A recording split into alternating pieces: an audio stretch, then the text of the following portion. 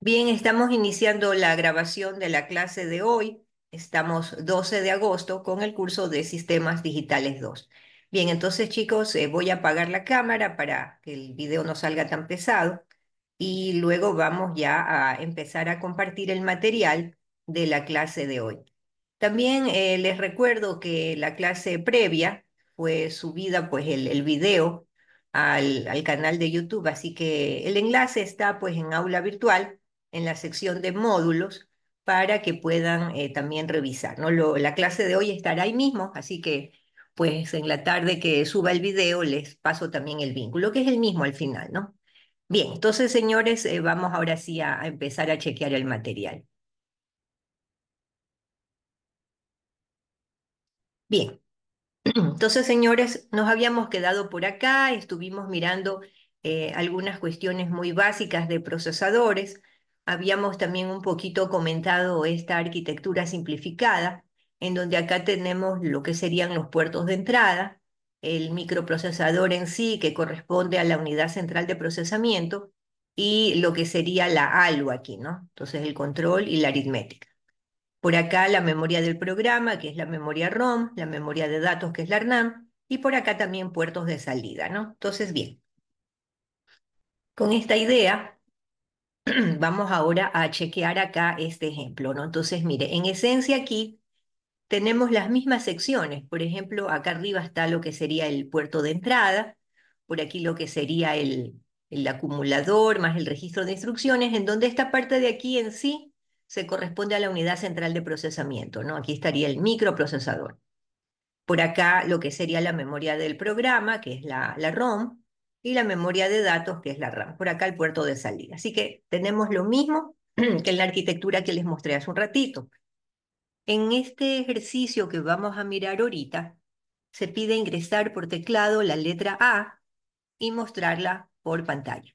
Entonces, para estos señores, vamos a decir que acá esto proviene del teclado, ¿verdad? Esta señal aquí implica que por aquí estaría entrando nuestra letra A. Y al final, luego del procesamiento, debería salir por aquí, ¿verdad? Hacia el monitor. Entonces, es lo que vamos a ver. Ahora, para hacer esto, vamos también a asumir que aquí en la memoria del programa tenemos ya cargada lo que sería cierta información que se correspondería con el programa que tenemos alojado en la ROM, que hace que recibamos una información proveniente del puerto de entrada y saquemos eso hacia el monitor acá al final, ¿no? Entonces, ese programita está alojado ya aquí. Nótese que en esta memoria ROM, estamos asumiendo que aquí están las direcciones y por acá estaría el contenido del programa. Entonces, ahorita está aquí en modo texto, pero se sobreentiende que en el momento ya de una ejecución real, lo que sería, por ejemplo, entrada de datos se correspondería con una instrucción que como vamos a estar mirando, y ya lo vimos de paso en lo que tenía que ver con las instrucciones que se cargan o los datos que se cargan en memoria, esto estaría, este comando de entrada de datos estaría representado en hexadecimal, ¿no? En binario en realidad, pero lo vemos compactado en hexadecimal. Lo mismo sucedería con lo que está luego, es decir, en la dirección 101 que dice del puerto 1, el puerto en sí también estaría codificado y pues el dato representado en binario. Y así con todas las demás, ¿no? También vamos a asumir que temporalmente, ¿no? Dependiendo de lo que el programa va a ir haciendo, temporalmente aquí en la memoria de datos se va a alojar algo, ¿no? Entonces, vamos a ir mirando poco a poco que lo que ingresa de información del teclado lo vamos a momentáneamente o temporalmente alojar en esta dirección 200, es decir, en una dirección de memoria, vamos a decir que es la 200 a lo largo del programa, ¿no? Se escoge una dirección, pero en general es una dirección en donde se alojará temporalmente el dato, que en este caso es la letra A que ingresa del teclado, y temporalmente guardado ahí hasta que luego sale por el puerto hacia el monitor, ¿no? Entonces, aparte de esto que hemos comentado, aquí vamos a ver que dentro del microprocesador están dos de los registros, ¿no? Está el acumulador, que es el registro principal que trabaja con la ALU y estará también el registro de instrucciones, ¿no? Temporalmente, como su nombre lo dice, guarda las instrucciones que provienen de la memoria del programa y pues el micro en su momento toma esa instrucción, la decodifica, al decodificarla va a saber qué hacer, ¿no? Bien, entonces para esto vamos a resolver el problema con una serie de pasos que están marcados aquí en estos pequeños círculos que ustedes pueden ver. Y entonces la narrativa exacta de qué es lo que va a estar pasando en cada uno de estos, me parece que eran 16 pasos, déjenme ver, porque acá está la narrativa, mire, les puse allí en 8 pasos hasta la parte inferior y sí, efectivamente 16 pasos hacia el final, ¿no? Entonces, señores, vamos a empezar a chequear ahorita, ¿no? Ustedes traten de seguirme. Entonces, chicos, aquí, perdón, aquí lo que tenemos es en primer lugar, ¿no? Que arrancamos de una cierta dirección, ¿no? Que entonces el micro inicia, ¿no? Inicia dando una orden y esa orden viene acá a la dirección 100, ¿no? Entonces, mire que aquí lo primero que el micro hace es dar una dirección de inicio. Entonces, al dar esa dirección de inicio, él viene y se posiciona aquí en la dirección 100, que es la, digamos, la dirección inicial de la memoria del programa.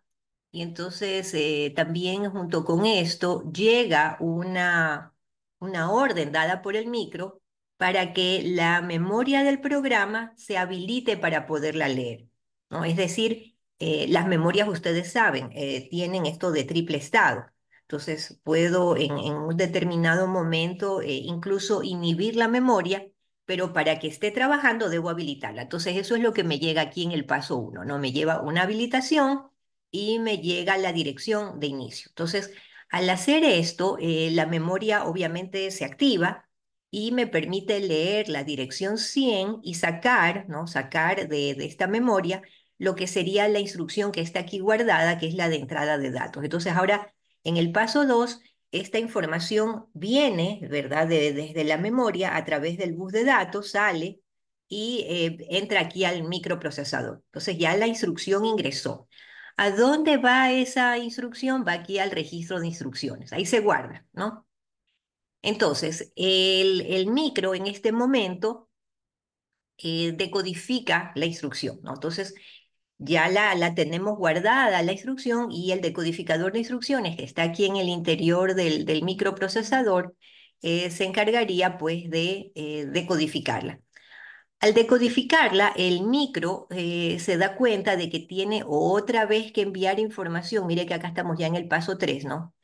Envía información hacia la memoria, al haberla decodificado a la instrucción, nuevamente le dice a la memoria, ¿sabe qué? Vamos a otra vez habilitarla porque hay que volverla a leer a la memoria del programa. Y además de eso, internamente aquí el micro tiene lo que sería el contador del programa. Entonces ese contador del programa también avanza, ¿no? Recordemos también que aquí adentro del micro estaría la unidad de control, es decir, hay una MSS aquí adentro que le dice al micro que una vez que decodificó la instrucción tiene que avanzar a la siguiente dirección de memoria. Entonces hace eso, ¿no?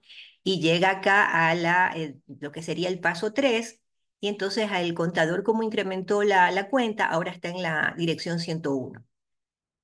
Entonces, acordémonos, estamos en la dirección 101 y el micro también me envió una orden de habilitación de memoria. Entonces, al renglón seguido, la memoria lee lo que sería la dirección 101 y de allí sale este dato del puerto 1. Es decir, la instrucción previa de entrada de datos, como su nombre lo dice, es instrucción, pero para poder ingresar datos tiene que saber de dónde va a entrar. Entonces eso llega en la siguiente dirección de la memoria, ¿no? Entonces, ahora bien, aquí leemos esto, sale aquí el paso 4 y viene al micro. Entonces el micro ahora sí entiende todo el mensaje. Dice, tiene que entrarme datos desde el puerto 1. Al renglón seguido, entonces el micro ya decodificó la instrucción completa, ya tiene la dirección, entonces el micro ahora sabe que tiene que mandar una habilitación y eso sale de aquí del micro. Acuérdese que el micro también genera lo que son todas las líneas de control. Entonces, esas son las que están viajando por acá, ¿no? Obviamente aquí está todo en un solo gran bus, pero aquí tenemos lo que son las direcciones y las líneas de control, ¿no? Entonces, bien, sale una línea de habilitación hacia el puerto. Mire que aquí estamos en el paso 5. Y sale una habilitación y también la dirección, pues no, ya sabemos que es hacia el puerto 1 al que hay que habilitar. Entonces, este de aquí se habilita y finalmente acá por teclado estaría ya la letra A colocada. Y entonces en este paso 5, mírelo acá sigue, la letra A ya ingresaría, ¿no? Ahora bien, al haber ingresado esto, también en el paso número 6, entonces por acá, mire que aquí estamos, el contador del programa ahora vuelve e incrementa su cuenta. Entonces el contador del programa ahora me marca la dirección 102, ¿no? Entonces esa dirección 102 contiene aquí otra instrucción, que es la de almacenar datos. Entonces, esta instrucción de la dirección 102 viene acá al paso 7 y sube y otra vez entra al microprocesador, ¿no? Entonces, ahora el micro, ¿sí? Dígame, ¿alguna consulta? ¿No? Chicos, no se olviden por favor de apagar los micrófonos, ¿no? Bien, seguimos. Entonces, en el paso 7, esto viene al micro y recordemos que el micro, a lo que recibe una cierta instrucción, la guarda aquí en el registro de instrucciones, ¿no? Entonces, ahora el micro va a decodificar la instrucción. Entonces, al hacer eso, se dan dos cosas, ¿no? Una, que el micro se da cuenta que tiene que almacenar datos, por ende necesita una dirección para almacenar ese dato, y también el contador del programa tiene que volverse a incrementar, ¿no? Entonces, el micro hace todo eso, viene por acá y estaríamos ahora acá en el paso número 8. Entonces, en el paso 8 estamos en la dirección 103. Y obviamente para hacer esto la memoria se habilita para que sea leída. Y entonces aquí está, en la memoria del programa, está alojada la dirección en donde vamos a almacenar el dato que la instrucción previa decía. Entonces la instrucción completa ahora está aquí, ¿no? Almacenar datos en la posición de memoria 200. Y esto sale acá, ¿no? Entonces la dirección viene aquí, el paso 9 sube y otra vez entra el micro. Entonces, como le decía, ahora el micro interpreta esto completo y dice, bueno, hay que almacenar en la memoria dirección 200 y entonces ahora nos vamos al paso subsiguiente, que es el paso número 10. Entonces sale por aquí las líneas de control, ¿verdad? Y por aquí estaría la dirección 200 viajando y entonces viene esto acá, mire, dirección 200 de la memoria, pero la RAM.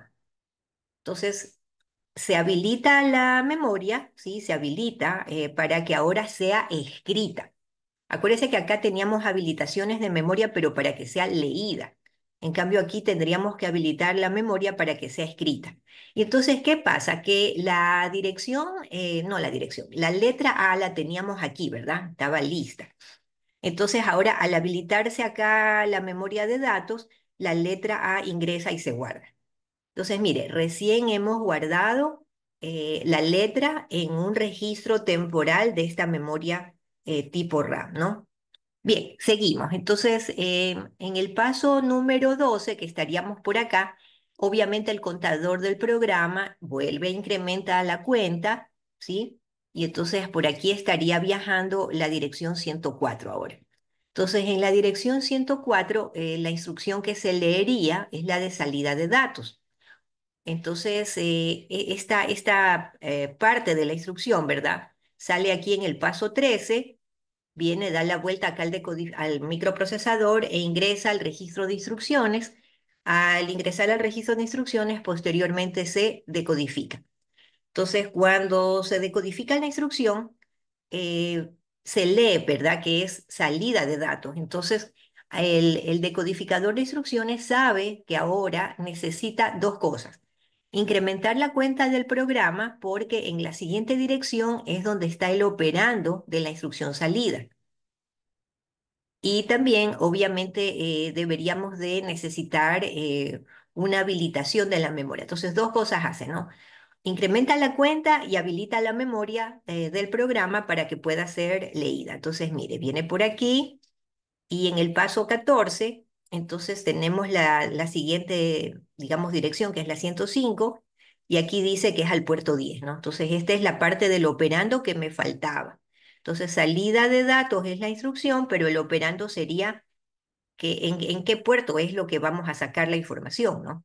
Entonces, bien, dice puerto 10, esto viene, paso 15, entra aquí, ¿sí? Y al entrar acá al micro, entonces la instrucción completa es leída, ¿no? Salida de datos al puerto 10. Entonces, ¿ahora qué hacemos? El micro vuelve y, digamos, procesa la información y habilita, mire, habilita acá el puerto, ¿no? Entonces habilita exactamente al puerto 10, que es el que nos interesa, y la información saldría, ¿no? Ya directamente. Entonces, al ver esto, ¿verdad? Viene acá, decodifica completo y sale. Entonces, por aquí estaría viajando la letra A ahora, que para hacer esto, obviamente, también debería estar cargada aquí en la memoria, pues no, de hecho estaba cargada desde antes. Entonces habilitamos también esta memoria para que saque la información al bus. Eso viene acá y una vez que digamos, instrucción ha procesado, entonces habilita el puerto. Memoria saca la información y sale por el puerto. Y así termina. Entonces, señores, esto es para una sola letra. Esto el microprocesador lo hace millones de veces por segundo para poder, digamos, para que nosotros no veamos retardos, ¿no? Entonces, para nosotros es muy rápido. Pero esto de ingresar y mostrar se hace con mucho detalle, ¿no? Bien, entonces, chicos, aquí está de nuevo todito lo que les he narrado, está aquí, ¿no? Con lujo de detalles. Pero nótese algo que no sé si ustedes ya se dieron cuenta. Y permítame acá, perdón, ahí. Permítanme ponerles el, el puntero que les quiero resaltar algo. No sé si se dieron cuenta, pero hicimos algo de forma repetitiva. ¿Qué era esto?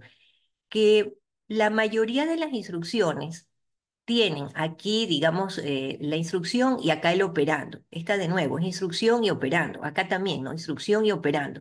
Entonces, el completar la información acá al micro siempre se hace en dos fases.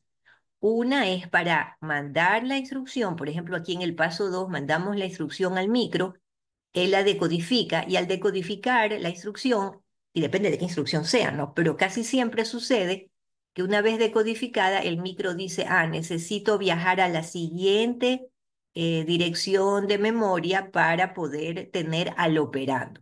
Entonces, son dos cosas, ¿no? La instrucción y el operando. Entonces, en dos pasos hacemos una doble leída de la memoria para en el primer paso leer la instrucción, se decodifica y en el segundo paso tener al operando, ¿no? Bien, señor Jaramillo, tiene una pregunta, diga. Sí, sí, ingeniera, buenos días. Buenos días, diga. Quisiera saber, ¿podría usted repetir la definición de operando? ¿Qué quiere decir con operando? Ya, muy bien. Gracias, señor Jaramillo. Bien, entonces verán, en esencia, una instrucción es una orden, es un comando para el micro. Pero normalmente el comando necesita saber, por ejemplo, si es entrada, ¿dónde está ese dato que voy a entrar? Ese dato puede estar en un puerto, como fue el caso de acá, ¿sí? Por ejemplo, la instrucción de salida que está por acá es una orden, un comando que le dice al micro qué hacer, pero dependiendo de lo que el micro haga, necesita el operando. Entonces, el operando es, eh, perdón, el operando sería el dato sobre el cual el comando actúa, ¿no? Entonces, necesito en primer lugar saber cuál es la instrucción y luego cuál es el operando, es decir, dónde está el dato, con qué dato voy a actuar, ¿no? No sé si por ahí está claro. Entonces, por ejemplo, si yo le digo que la instrucción es borrar, la instrucción borrar prácticamente no necesita el operando. ¿Por qué? Porque la instrucción borrar actúa casi siempre sobre unos registros muy definidos que veremos después. Entonces, clear o borrar es una instrucción que no necesita este operando, pero las demás instrucciones por lo general sí. Entonces, la entrada, el almacenaje, la salida necesitan, que son estas instrucciones que vemos aquí, necesitan de un operando, es decir, sobre qué dato yo voy a actuar. ¿Dónde está ese dato para irlo a buscar y poder actuar? No sé si por ahí me aclaré, digamos, la duda de Jaramillo. ¿Sí estamos bien, Jaramillo? Sí, Bien. Entonces, chicos, volviendo al asunto, mire que como les decía, manera de resumen, hemos dado dos vueltas para cada una de las instrucciones. La primera sería una vuelta para en sí la instrucción de codificarla acá y la segunda vuelta es aquí para en la siguiente dirección buscar ese operando, es decir, qué dato necesito para que la instrucción trabaje, ¿no? Bien, vámonos por acá. Ahora, aquí en esta parte de la arquitectura estamos con un poquitín más de desglose. Mire que conforme vamos avanzando en las láminas, cada vez hay más desglose, ¿no? Aquí incluí además las señales de reloj y de energía. Entonces, si vemos por acá, entonces estas son las líneas de poder, es decir, la línea de energía, ¿no? Entonces, energía necesitan todos los elementos, pues es obvio, ¿no? El teclado, la interfaz del teclado, el micro en sí, incluso el reloj que está aquí, este reloj sería un oscilador de cuarzo probablemente, un chip de alta frecuencia también puede ser. Y entonces todo necesita ser energizado, ¿no? Las memorias ROM, RAM, incluso la pantalla, ¿no? Todito. También aquí en color naranja tenemos lo que sería el bus de datos, ¿no? Entonces mire que aquí en el micro el bus de datos es bidireccional, van y vienen informaciones de datos aquí, pero obvio que en cambio el bus que viene desde el teclado, esta parte es solo en un sentido porque es entrada, ¿no? Entrada al micro. Por ejemplo, acá en lo que sería la parte de la salida, esta sección del bus es también en un solo sentido. Pero, por ejemplo, la RAM es bidireccional, la ROM no. Mire que la ROM solo le envía información. Nosotros sabemos que las memorias ROM, claro que actualmente son programables, ¿no? Las EEPROM, por ejemplo. Entonces, aquí el detalle es que estamos tomando a esta ROM cuando ya ha sido cargada con, con el programa, ¿no? Entonces ahí asumimos que si ya cargué el programa, entonces esto solo tiene un sentido. Pero si pensamos en el momento incluso de la carga de la ROM, ahí pudiéramos de forma más amplia aún decir que este también es bidireccional. Solo que el ratio en el cual cargamos información a la ROM es un ratio bajísimo versus el ratio de carga de información a la RAM. Casi todo el tiempo van y vienen datos, pero acá esto podríamos verlo como que se carga, por decir algo, la BIOS, el chipset de su computadora. ¿Eso cuánto se carga? Tal vez unas dos veces en la vida de la laptop, ¿no? Entonces ahí viene un poco la idea del ratio aquí de carga de información. Bien, seguimos. Entonces, chicos, también como les narraba, aquí está el reloj. Tenemos por acá otro detalle. Mire, por ejemplo, una vez que el micro trabaja, ¿no? El micro a través de este bus naranja que está por acá, maneja aquí pues el bus de direcciones, ¿no?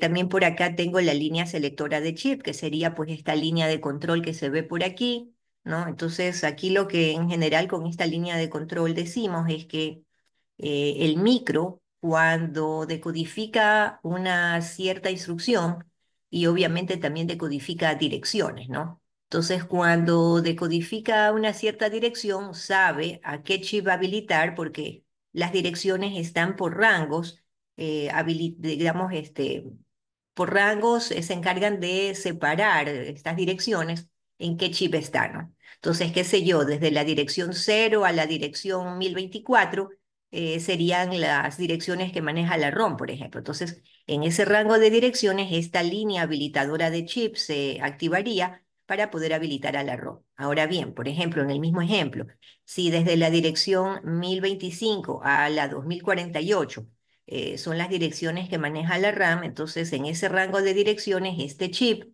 se encargaría de habilitarme a la RAM, ¿no? Entonces así más o menos está esto trabajando. Bien, ahora, nótese otra cosa, aún no vemos lo que hay dentro del micro, pero ya vamos a ir analizando. Sigamos. Con la misma idea de las memorias, ¿no? Y ustedes ya han procesado este material de capítulo anterior. Entonces aquí lo que tenemos es que, mire, acá está el micro y aquí estaría el bus de direcciones, ¿no? Entonces esta gran línea que está aquí, este bus, sería pues el que está por acá, ¿no? De direcciones. Entonces, sabemos que, por ejemplo, aquí nuestro gráfico dice que esto es de 16 líneas. Entonces, acá las tenemos desglosadas desde la 15 a la 0. Como esta parte, digamos, en donde nosotros ya tenemos las direcciones, se vuelve extenso, pues, ¿no? Imagínense si fueran chips que manejan 32 bits de direcciones, esto sería el doble, peor aún si fueran de 64 bits. En todo caso, esto se vuelve una, digamos, una lista de direcciones descomunal, ¿no? Un poquito para facilitar eso, entonces normalmente representamos en hexadecimal estas direcciones, ¿no? Otra cosa, nótese que aquí estamos mencionando algo que luego se podrá ver incluso en ejemplos mucho más grandes que esto que vamos a ver, ¿no? ¿A qué me refiero? A los bytes de orden superior y los bytes de orden inferior. ¿Qué es lo que está pasando? Nótese que estos bytes son pues palabras de 8 bits, ¿no? Entonces, por ejemplo, en la dirección FFFF, ¿no? En hexadecimal, aquí está de nuevo la dirección FFFF en hexadecimal, ¿no? Pero estos 8 bits que están aquí serían la FF que está acá. Pero a esta FF es lo que vamos a llamar el byte de orden superior. Acá también, ¿no? Tendríamos 1, 1, 1, 1, que sería F, y por acá también, ¿no? 1, 1, 1, 1, F de nuevo. Así que tendríamos F y F también en hexadecimal, y estos dos serían pues el byte de orden inferior. ¿Por qué está expresado en palabras de 8 bits? ¿Por qué estamos hablando de bytes? Entonces, notes esto de nuevo acá. Imagínese que usted necesita enviar una dirección, ¿no? Donde se encuentra un dato. Volvamos un minuto mentalmente al ejemplo de la letra A. Entonces yo necesitaba decir que la dirección, ¿sí? En donde estaba alojada la letra A, esa dirección es de 16 bits. Pero ¿cómo la envío? Si mire, aquí este bus es de 8 bits. No puedo enviar la dirección completa, FFFF. Tendría que dividirlo en 2 bytes, que es lo que tengo acá, ¿no? Entonces mando primero la parte de FF a través del bus, perdón, a través de este bus de 8 bits, y luego enviaríamos la parte FF que está acá abajo, que es el byte de orden inferior.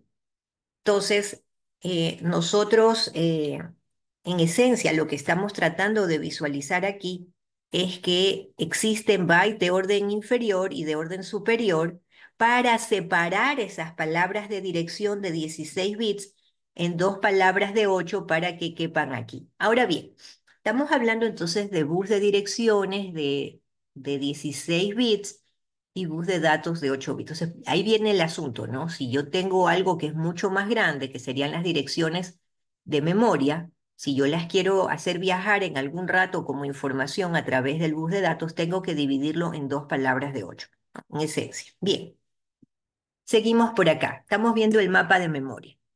Entonces, señores, en cuanto a la nomenclatura aquí, pues es lo mismo que ya hemos visto en capítulo anterior. Entonces, por acá tenemos nuevamente las direcciones en hexadecimal, que serían de 16 bits binarios. Aquí estarían los contenidos de la memoria, ¿sí? Entonces, estos contenidos de memoria vemos aquí que sí son de 8 bits, ¿no?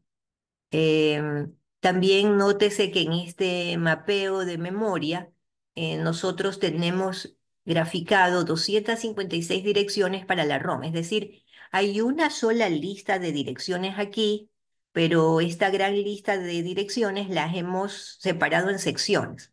Entonces hay una sección aquí que sería para lo que es la ROM, aquí lo dice, ¿sí? Una parte para la ROM, las primeras 256 palabras. Luego hay una sección de direcciones desde la 0100 a la 1F, y ojo que este es un ejemplo, o sea, depende de una cierta arquitectura, cómo el diseñador decida crear estas secciones de separación, ¿no? Entonces aquí dice direcciones abiertas o no memoria. Es decir, bajo ninguna circunstancia deberíamos utilizar esta sección de direcciones porque es como que no la hemos usado o no la vamos a usar. Bien, seguimos. Entonces, por acá tenemos otra vez una sección de memoria válida, en este caso es desde la 2000 a la 20FF. Entonces aquí vemos que dentro de este rango de direcciones estamos haciendo valer a la RAM, ¿no? Entonces hay 256 bytes de RAM. Finalmente acá abajo hay otra sección de memoria abierta que en realidad no es memoria, ¿no? Bien, vemos aquí también un cierto concepto, le llaman página, ¿no? Entonces, página es cada 256 direcciones. Entonces, aquí hay una página, por acá hay otra y así. Pero es simplemente una categorización, un nombre que se le ha dado a un rango de cierto tamaño de memoria para ir contabilizando, ¿no? Bien, otra cosa que les quería mencionar aquí es el hecho de que tenemos una sola gran lista de direcciones y si recordamos por acá, permítame retroceder a la clase anterior. A ver, por acá lo teníamos. Aquí está, mire. Cuando nosotros tenemos una sola gran lista de direcciones, estamos hablando es de esto, ¿no? Entonces hay una sola lista de direcciones que se separa. Una parte es para la RAM y una parte es para la ROM. Por ende, lo que serían las direcciones, viaja aquí por un solo bus y solamente distinguimos que cierta dirección o cierto rango de direcciones es para la RAM y otro cierto rango de direcciones es para la ROM, ¿no? Nótese esto. Ahora, ¿qué pasa acá abajo con la arquitectura Harvard?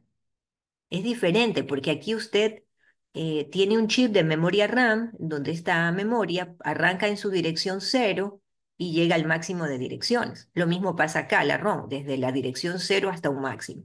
Entonces allí sí, no hay problema porque usted tiene un bus a ver, un bus de direcciones acá, independiente del bus de direcciones de acá. Entonces puede usar incluso la misma dirección, pero simplemente usted ya sabe que una cierta dirección es de la ROM, pero la misma dirección también existe en la RAM. Entonces usted controla de dónde llega la información es a través de las líneas de control. Pero aquí hay una diferencia, nótese ahí, esta es la Harvard, ¿no? Ahorita estamos viendo es la von Neumann, en donde hay un solo mapeo de direcciones. Seguimos acá. Bien, entonces chicos es lo que estábamos viendo aquí, ¿no? Ahora, veamos esto de arreglos de memoria, ¿no? Entonces, por ejemplo, yo podría tener una cierta construcción basado en chips de diversa naturaleza, de diverso tamaño, de memorias, por ejemplo, RAM, y haciendo arreglos de estas memorias, o sea, poniendo varias a trabajar en conjunto, puedo incluso aumentar el tamaño de mi memoria. ¿Cómo sería? Por ejemplo, observe aquí el ejemplo. Y dice aquí, no permite crear memorias de mayor capacidad. Veamos el ejemplo. Imagínese esta memoria RAM de 256 por 8. Es decir, tengo 256 palabras y estoy manejando 8 bits. Entonces estaríamos aquí. Entonces, mire, esta sería la primera palabra, note allí, y aquí estarían los bits que la forman, ¿no? Entonces, acá abajo debería estar la segunda palabra, también formada de 8 bits, y más abajo la tercera, y así hasta llegar a la palabra número 256. ¿Qué podría pasar en la vida real? Y sucede con memorias de todo tamaño. Que usted va y compra o pretende comprar una memoria de este tamaño, 256 por 8, y no hay. Entonces el vendedor le dice, ah, mire, pero tengo de 256 por 4. Entonces usted le dice, véndame dos. ¿Por qué? Porque al poner estas dos en paralelo, ¿verdad? Ahora yo ya puedo tener la misma capacidad con la RAM 1 y la RAM 2 que con una sola de este estilo. Y lo mismo, el ejemplo sigue acá, mire. Supongamos en cambio que usted va y dice, puedo trabajar con esta misma idea, pero con memorias de un solo bit. Entonces este sería, mire, el circuito integrado 7, circuito integrado 6 y así hasta el circuito integrado 0, o sea, 8 chips. Entonces usted los pone igual en paralelo y cada vez que usted lee las direcciones, entonces como están en paralelo, se lee la palabra completa igual. Solo que acá sería con un chip, acá con dos chips y acá con 8. ¿Se entiende la idea, chicos? Estamos hablando de cómo pongo chips de diverso tamaño a trabajar en conjunto, ¿sí? Ahora, el poner memorias en paralelo es de lo más fácil. Pero ¿qué pasa con lo de acá? Mire, esto se ve más denso. Entonces, ¿qué estamos diciendo aquí? que yo puedo incluso poner chips más complejos como este de acá, que sería de tipo A ver, este de acá es, déjenme ver. Este de acá es un multiplexor, ¿sí? Entonces puedo multiplexar direcciones. Mire que aquí estamos multiplexando direcciones. Entonces multiplexo direcciones y con cada una de estas salidas habilito un grupo de memorias más grandes, ¿no? Entonces, al hacer esto en conjunto, lo que estoy haciendo, este también es un decodificador, lo que estoy haciendo es creando un arreglo de memorias mucho más grande, ¿no? Y ya le digo, lo más fácil siempre es trabajar con memorias en paralelo. ¿Para qué? Para aumentar la cantidad de bits con los que puedo trabajar, ¿sí? Pero a su vez, cuando uno trabaja con memorias en paralelo, como hicimos aquí en este ejemplo, lo que se pone en paralelo son las direcciones, ¿sí? Ojo con eso, lo que ponemos en paralelo son las direcciones. Las salidas de los chips pues va de forma independiente, ¿no? Bien, sigamos. Ahora, hablemos aquí del conjunto de instrucciones. Entonces, un conjunto de instrucciones es digamos, un estándar, ¿sí? Por acá lo vamos a mirar. Es un estándar que nos permite detallar cómo el micro va a ejecutar y a interpretar las instrucciones que recibe. También se dice que es el conjunto de todos los comandos implementados por un diseño dentro de un microprocesador. Vamos a ver que los conjuntos de instrucciones son de tres tipos. Tenemos acá el primero, el SIS o Complex Instruction Set Computer, el RIS, Reduced Instruction Set Computer, y el SIS, que es el Simple Instruction Set Computer. Entonces, señores, la gente piensa que cuando hablamos de SIS, RIS, SIF, estamos hablando específicamente de las instrucciones. Les aclaro, no es solamente las instrucciones, es más complejo que eso, es cómo las instrucciones se han implementado en el hardware, ¿sí?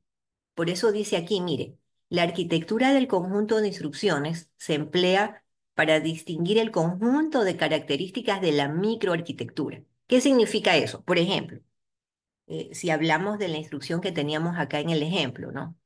Entrada de datos. Aquí la memoria manda al micro. El micro hace su tarea de decodificar. Y entonces al decodificar, por ejemplo, el micro le da la orden al contador del programa para que él aumente en uno la cuenta y llegue a la dirección de acá. Entonces, alguien debe de decirle a ese contador que cuente, ¿no? Entonces, eso es parte de la microarquitectura. Es decir, la MSS debe de enviarle una salida al contador para que llegue la orden de enable y el cuente. Entonces es hardware. Otra cosa, por ejemplo, cuando se decodifica la instrucción de entrada, el micro sabe que tiene que ir a la memoria, que sería acá abajo, para buscar el operando, que es decir, sí voy a dejar entrar un dato, pero ¿por qué puerto? El operando sería ¿dónde está mi dato? ¿Cuál es el puerto que debo dejar abrir? Entonces, este micro, al decodificar la instrucción, y mire que de nuevo es decodificar, o sea, es microarquitectura, es un chip el que hace el trabajo. Entonces, él sabe que tiene que venir y habilitar memoria y buscar allí esta información. Entonces, el conjunto de instrucciones es cómo gobernamos a la microarquitectura. Así que entonces, señores, hay conjuntos de instrucciones simples, SIS, hay conjuntos de instrucciones reducidos y conjuntos de instrucciones complejos. ¿Qué tiene que ver esto con la forma en la que nosotros vamos a implementar el conjunto de instrucciones? Entonces, existen dos paradigmas en esta parte de microarquitectura. La una es, bueno, son tres en realidad, solo que el de Simple Instruction Set Computer es como el más sencillito de todos. Siempre es más, estamos trabajando con el SIS y el RIS, ¿no? Pero en general son tres. Pero mencionemos a los dos más importantes paradigmas que tenemos de estos tres. Las fábricas de microprocesadores deciden, ¿no? Si van a trabajar con un conjunto de instrucciones reducido, ¿por qué? Porque entonces la microarquitectura es más directa al ser un conjunto de instrucciones reducido, con ese conjunto de instrucciones, él es capaz de poder operar todas las instrucciones que requiera, pero las instrucciones son relativamente pocas, pero son poderosas y rápidas, ¿no? Porque apenas recibe la orden, el micro trabaja su microarquitectura y ya tiene la respuesta. Por el otro lado, los conjuntos de instrucciones complejos son el otro extremo. Entonces, allí las instrucciones son más complejas, son pocas instrucciones, ¿no? Pero pueden hacer muchas cosas, ¿no? Entonces, allí el asunto es que estas instrucciones complejas se desglosan en pequeñas microinstrucciones. Usted se preguntará, ¿cuál es rápido? Bueno, rápido es RISC. ¿Por qué? Porque la microarquitectura está lista para operar. En cambio, acá en SIS hay que desglosar la instrucción a instrucciones más simples. Entonces, viene la parte de más arriba, viene el software, la interfaz de usuario que decimos, ¿no? Entonces, muchos de los programas que tenemos hoy en día trabajan con esto, con SIS. Es decir, son lenguajes de alto nivel que luego el compilador va pasando en diferentes niveles y capas hacia lenguaje de máquina. Y es el lenguaje de máquina el que normalmente los procesadores son capaces de operar en binario, que es lo que estamos viendo. Pero en cambio, cuando hay conjuntos de instrucciones reducidos, esos programas necesitan un compilador que es un poco más sencillo para lograr traducir las instrucciones hacia instrucciones más simples, que serían el lenguaje ensamblador y finalmente el lenguaje de máquina. Entonces, cuando trabajamos con arquitecturas de instrucciones complejas, sucede, permítame acá, aquí lo tengo, mire. Entonces, con conjuntos de instrucciones complejas, las microinstrucciones se van desglosando poco a poco, se van convirtiendo hasta que la computadora o el procesador las ejecuta. Pero en cambio, cuando tenemos conjuntos de instrucciones reducidos, apenas es un paso para que se logre ejecutar, ¿no? Entonces, como se puede ver aquí, este es más rápido, este es más complejo, más demorado. Pero la otra cuestión es costos. Entonces hay unos estudios por ahí en el ámbito de microarquitectura que dice que aunque esto es mucho más rápido, esto es más costoso. Los micros son como que más dedicados a las instrucciones. En cambio, estos de acá, pues los micros son más genéricos, ¿no? Pueden realizar ciertas instrucciones, entonces esto es más demorado, pero es más barato. ¿Qué tenemos hoy en día? Pues que muchos de los procesadores modernos trabajan con esto, a pesar de que esto de acá es de lo más rápido que hay, pero en cambio esto es más costoso. Así que por ahí están los dos, digamos, ámbitos del problema. También hoy en día tenemos arquitecturas híbridas entre estos, ¿no? Entonces, pues, cada fabricante decide para cuál de los dos paradigmas más importantes hace su diseño. Sigamos acá. Bien, hemos comentado esto. Ah, mire, aquí hay una nota muy interesante, ¿no? Eh, Cuando nosotros queremos que estas instrucciones se vayan implementando, también tenemos allí el uso de memoria, ¿no? Entonces, depende de qué conjunto de instrucciones usted diseñe, eh, la memoria caché entra a operar de diferentes maneras, ¿no? Depende de cómo el diseñador la use. Pero en general se dice que cuando nosotros tenemos conjuntos de instrucciones SIS, se usa mucho la memoria, ¿no? Para ayudar a decodificar, para ayudar a guardar temporales, etcétera. Entonces acá sí usa memoria, pero no tanto en RIS. Entonces, bueno, resulta que al final esto hace que todo se demore más en sí, ¿no? Algo más que les quería comentar acá. Hay una nota aquí, ¿no? Mire, dice, procesadores con diferentes diseños internos pueden compartir un conjunto de instrucciones. Sucedió un caso muy famoso con uno de los procesadores de Intel, tipo Pentium, y el Athlon de AMD.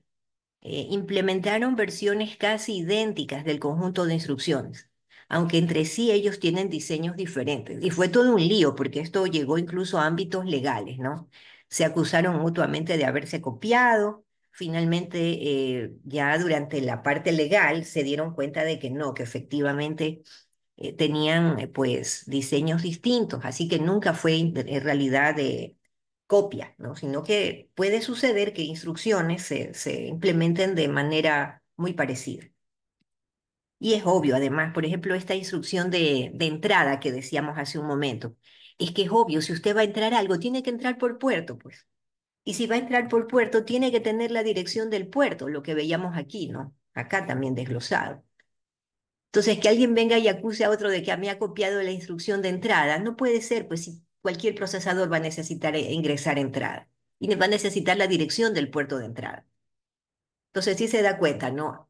La arquitectura finalmente va a tener instrucciones que operen de forma parecida. Una cosa que es real, los fabricantes para protegerse de esto de la copia, ¿no? Tienen esto de las patentes. Entonces, bueno, ahí ya la cosa cambia, ¿no? Porque estamos diciendo que mi instrucción compleja, súper rara, fue patentada. Entonces, ahí sí, cualquiera que intente, ¿verdad? Alguna cosa similar, eh, va a tener que enfrentarse a la parte legal, ¿no? Eso es todo un problema. Bueno, sigamos acá, chicos, conjunto de instrucciones. Entonces, mire. Aquí tenemos ya un estándar para las instrucciones del lenguaje ensamblador. Entonces, esto un poco va de la mano del hecho de que, a ver, no importa qué arquitectura usted tenga, no importa si es CIS o RIS, pero usted va a tener que finalmente esas instrucciones ponerlas en lenguaje ensamblador. ¿Y por qué en ensamblador? Pues porque finalmente es el compilador final que se encarga de traducir al lenguaje de máquina las instrucciones. Ahora, ¿qué pasa con cualquier programa que vaya más arriba de alto nivel? Pues que Python, C, MATLAB, etcétera, etcétera, cualquiera de ellos, ¿no? Traduce el compilador al lenguaje ensamblador y del lenguaje ensamblador el compilador lo pasa a binario. Así trabaja. Así que cualquiera que quiera producir software va a tener que pasar por un lenguaje de ensamble al final. Y al pasar por un lenguaje de ensamble, la forma final que tenemos en la que cualquier programa se comunica con cualquier micro es que los fabricantes de software de alto nivel al final puedan hacer este paso hacia el lenguaje ensamblador. Por ende, sus compiladores finales deben poder comunicarse con esto. Y allí sí, su programa de alto nivel, C, Python, MATLAB, cualquiera, se va a poder comunicar con los procesadores. Entonces, esas instrucciones del micro, del ensamblador, son de estos estilos, mire, categorías, ¿no? Dice aquí, de una variedad de instrucciones que tenemos, de tipo, por ejemplo, aritmética, para suma, resta, incremento, decremento, comparar, negar, etcétera, ¿no? Las lógicas de todo estilo, AND, XOR. Incluso aquí están las de corrimiento a la derecha y a la izquierda, ¿no? Que también se dice que son instrucciones lógicas. Las de transferencia de datos, ¿no? Que son súper importantes, como es cargar, almacenar, mover, entrada, salida. Las instrucciones de bifurcación, ¿no? Entonces, bifurcación incondicional, bifurcación si es cero, bifurcación si es verdadero, bifurcación si es igual a un dato, bifurcación si es negativo, etcétera, ¿no? Hay muchas de estas de acá. Instrucciones de llamado a subrutina, está la instrucción call aquí, la de regreso. Hay varias instrucciones incluso interesantes como esta de no operación. Mire, una instrucción de no operación. No dice, ¿qué es eso? Es una instrucción que le dice al micro no haga nada, o sea, es un delay. Quédate ahí, demórate, ¿no? Hasta que alguna instrucción viene y supera esta no operación. La de ingresar, extraer, esperar, la de alto, ¿no? Entonces, bueno, hay un sinfín de conjuntos de instrucciones que se manejan a nivel del lenguaje ensamblador, el lenguaje de máquina final, ¿no? Vamos a ver en este momento un ejemplo de instrucción, ¿sí?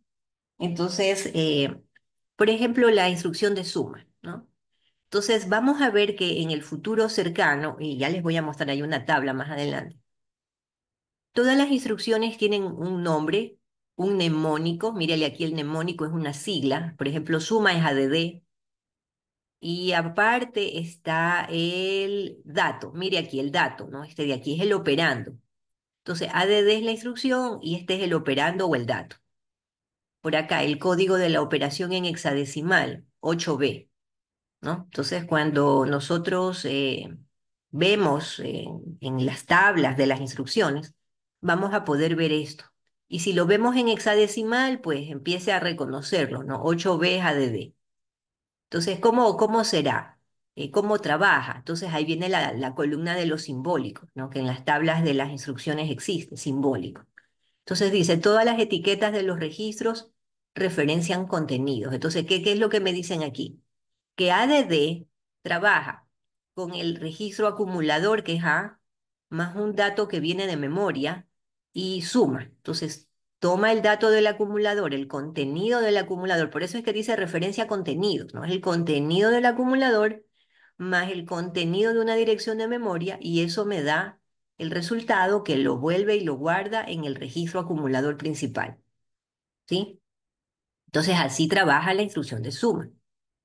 Usted la va a ver como un mnemónico, con un operando, ¿sí? La instrucción en sí, en lenguaje hexadecimal, y entonces cómo hace la suma. Bien, un ejemplo. Entonces, vamos a ver que en memoria tenemos este número, ¿no? Que es el 15. Y en el acumulador A tengo este otro número, ¿no? Entonces, cuando llega la instrucción ADD, suma lo que está en memoria con lo que tengo en el registro acumulador y la respuesta me la saca de nuevo al registro acumulador A. Y así sería para ver el resultado, ¿no? Entonces, dice acá, ¿no? Para que usted recuerde, la instrucción suma los contenidos del acumulador A con lo contenido en memoria y el resultado se guarda en el acumulador A. Es lo mismo que hemos mencionado. Ahora, si yo hago alusión a la instrucción general, ¿no? Entonces, necesito, necesito tener lo que sería el dato del acumulador, ¿no? Entonces, estaríamos aquí. Entonces, este es el acumulador y este es el contenido del acumulador. Bien, vamos a seguir profundizando. Entonces, mire, ahorita que hablábamos de las instrucciones, ¿no?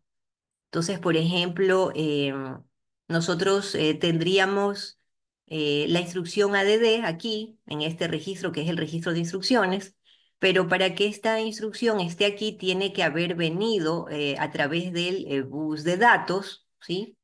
Bus de datos, esto debería haber venido desde la memoria del programa, ¿sí? Entonces entra por aquí y llega aquí la instrucción ADD, por ejemplo. Cuando la instrucción ADD se guarda en el registro de instrucciones, luego pasa al decodificador de instrucciones, ¿sí? Y ahí pasa a la unidad de temporización y control. Señores, la unidad de temporización y control es la MCS, es la MCS en esencia. Aquí tiene líneas de entrada y obviamente me genera líneas de control, ¿sí? Entonces, más o menos así vendría la cosa. Ahora, hablábamos también hace un momento del acumulador que estaría aquí, miren. Entonces el acumulador guarda temporalmente cierta información y cuando tiene que sumar, por ejemplo, actúa directamente con la unidad de aritmética y lógica que está por acá. Si hablamos del ejemplo de ADD que lo teníamos aquí de nuevo, mire lo que dice. Sumaba lo del acumulador con un dato que proviene de memoria y lo guarda en el acumulador. Entonces pensemos cómo haría eso ahorita aquí en este esquema. Entonces, mire, el contenido del acumulador debería estar aquí, ¿no?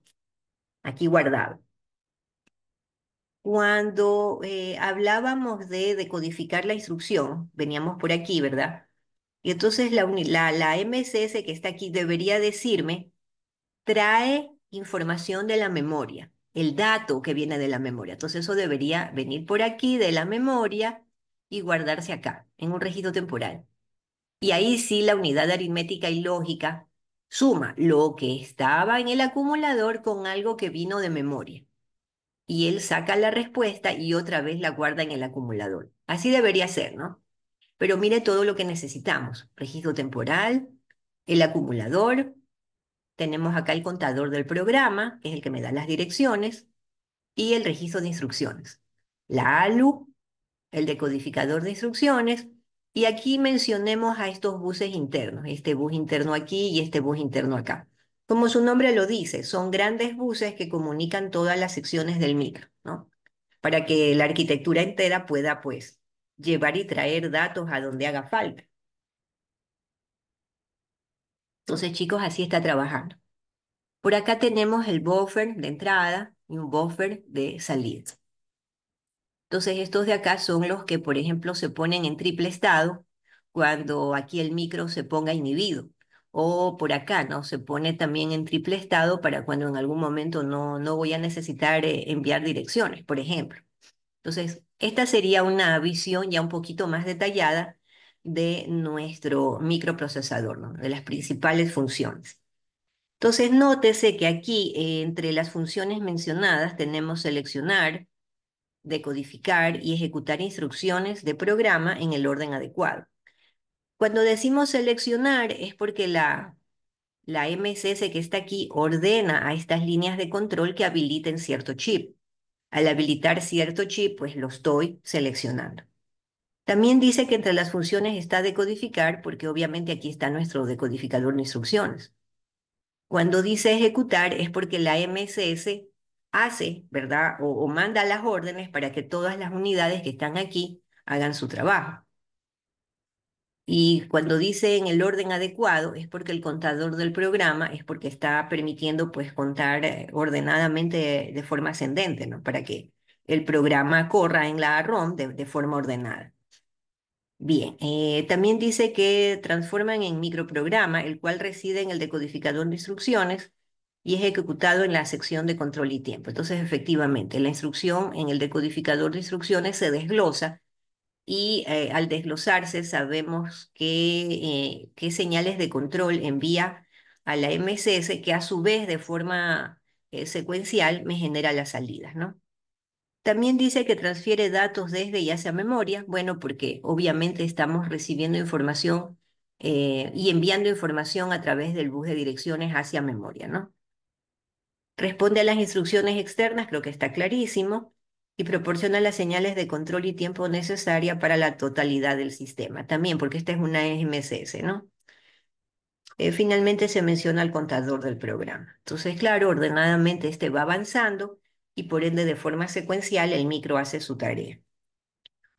El detalle, señores, es que si uno lo ve desde alto nivel a este diagrama, lo que veríamos aquí es la MSS y esta sería una partición funcional, un datapad también llamado, ¿sí? Entonces, señores, esto no es más que una de las maneras más avanzadas que tenemos de ver al diseño de sistemas digitales, no como un diseño súper formal, pero de un diseño extremadamente grande. Entonces ese es un micro, ¿no? La MSS y el datapad o partición funcional por acá. Bien, vamos a mirar aquí también un poquito más de detalle ciertas instrucciones. Poco a poco vamos a ir desglosando las instrucciones que vamos a ir mirando y obviamente conforme hacemos esto, vamos a ir profundizando cada vez más, ¿no? Bien, entonces vamos a mirar aquí. Dice la ALU realiza operaciones como sumar, desplazamiento circular, comparar, incrementar, decrementar, operaciones lógicas, complemento, borrar. Por ejemplo, aquí en la figura vemos a la instrucción ADD. Esta instrucción ADD se parece a la del ejemplo anterior, ¿no? Pero son otros datos. En todo caso, como es ADD, vamos a ver qué pasa, ¿no? Entonces, por ejemplo, ADD sabemos que trabaja con un registro principal que es el acumulador y de acuerdo a lo que teníamos acá atrás, decíamos que trabaja con un contenido de memoria, ¿no? Este es ADD, ¿no? Entonces trabaja con el acumulador más el contenido que viene de memoria. Entonces, mire, aquí está el acumulador. Dice que en el acumulador tenemos el valor A, que es el número 10 en decimal que está aquí. Entonces 10 en binario, ¿no? Entonces, este es el contenido del acumulador. Por acá, de acuerdo a la instrucción, contenido de memoria, ¿cómo hago para traerlo? Entonces, mire, viene de la memoria una cierta información y se carga en el registro temporal del micro, ¿no? Registro temporal. Este registro temporal es el que teníamos aquí, este. Entonces, vino de memoria esa información y se carga temporalmente aquí. Ay, perdón, acá. Entonces, En este registro, ahorita tengo el valor que es el 5, ¿sí? Entonces, acuérdese que acá teníamos el 10 y este es el 5. Así que viene la instrucción ADD y se suma. Por ende, en la respuesta tendríamos el 15, que es el F en hexadecimal, ¿no? 15 o 111 binario. Entonces, después de la operación suma, esta es la respuesta que se carga en el acumulador. Pero, ¿cómo hacemos eso? Entonces, mire, aquí está el registro temporal y aquí está el registro acumulador. Ambos datos están cargados aquí, guardados. Entonces, se ordena sumar, por acá está la parte de la ALU. Entonces, la ALU hace la tarea de sumar y devuelve aquí la respuesta que pasa por un bus interno y queda guardada de nuevo en el acumulador. Así sería, ¿no? Entonces, depende, por ejemplo, de lo que la instrucción de suma haga, puede tener un registro de banderas, ¿no? Entonces, a ese registro de banderas también se le llama registro de estado. ¿Por qué? Porque al hacer una suma podríamos quedarnos con un carry, ¿sí? Entonces, esa última, digamos, operación de suma, si me genera un carry, me está generando una bandera. Por ende, mi última operación podría generarme una bandera que sirva para una instrucción de salto, por ejemplo. Entonces, aquí lo dice, ¿no? Las banderas se utilizan para operaciones posteriores de bifurcación o salto. Entonces, el registro de estado está aquí. Entonces, depende de la respuesta, puedo tener aquí en el registro de estados un acarreo, ¿no? Entonces la respuesta está acá en el acumulador y el acarreo está por acá. Entonces me podría servir para algo posterior. Bien, sigamos.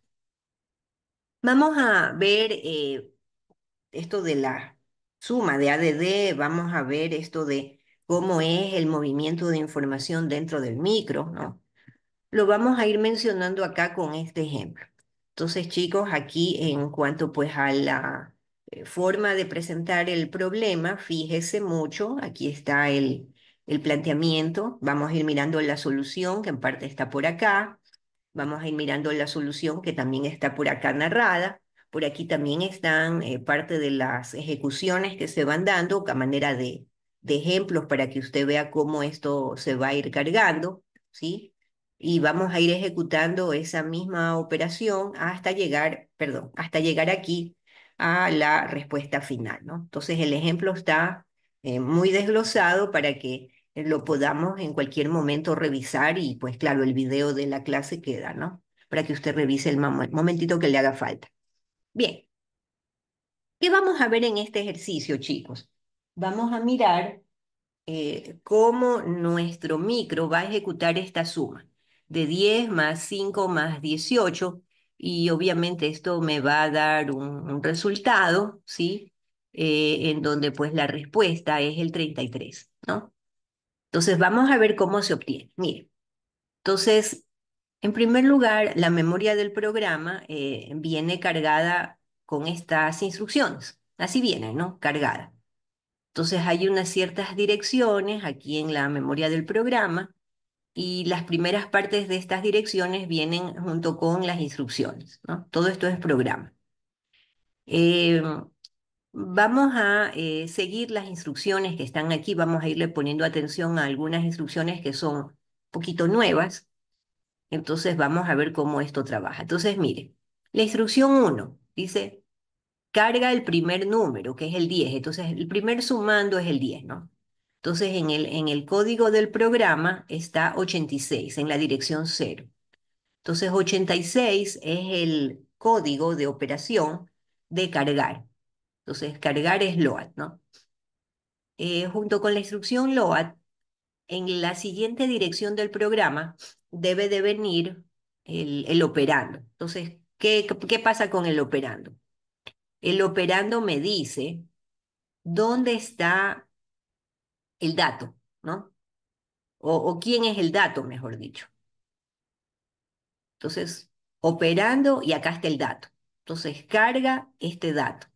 Ahora bien, en la dirección uno, entonces es donde está en la siguiente dirección del programa, ¿verdad? Es donde está mi dato. Entonces, 0A, ¿quién es? Es el 10. A es el 10. Entonces, ya tenemos el primer dato cargado. ¿Dónde se carga? Tiene que cargarse en el acumulador. La instrucción debería ser capaz de hacer eso, de que cuando se decodifica la instrucción de LOAD, se cargue el dato en el acumulador. Bien, sigamos. De ahí el contador del programa debería avanzar y llegar a la dirección 2. Y en la dirección 2, ¿qué tenemos? Dice 8B. Déjenme ver un ratito. Y entonces, mire, aquí está, ¿no? ADD es 8B. Entonces, el código de ADD, el código de la instrucción de suma, es 8B.